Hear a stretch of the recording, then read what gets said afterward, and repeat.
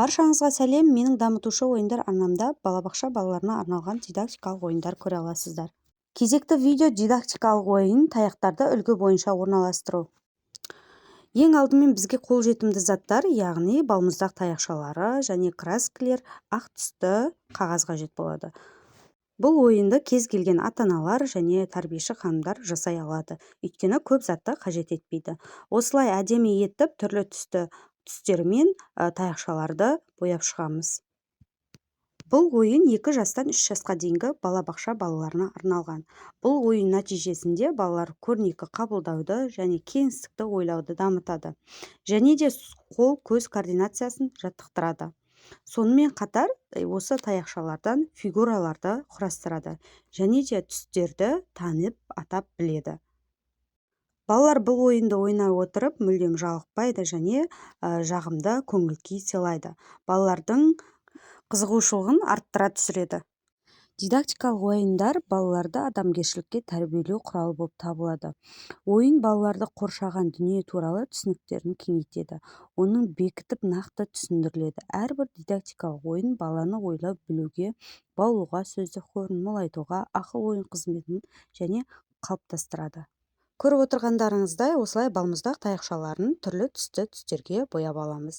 Кезекті ақ қағазға сызғыштың көмегімен төрт бұрышқа бөліп аламыз. Және де осы балмұздақ таяқшалардың көмегімен керекті фигураларымызды сызып түрлі түстерге бояп алатын боламыз. Дидактикалық ойынның негізгі міндеті балалардың қызығушылығын туғызып, белсенділігін арттыра отырады. Балабақша тәрбиешілері үшін дидактикалық ойындардың маңыздылығы жоғары екенін білу шарт. Әрбір тәрбиеші сабақ процесінде қандай дидактикалық ойын қолданылатын сабақ мазмұнының мақсатына сәйкес таңдап алған жөн. Өйткені оны балалар үшін қызықты әрекет, іс-қимыл болып отырып, сонымен қатар олармен тәрбиелеу мен дамыту аса маңызды құрал болып табылады.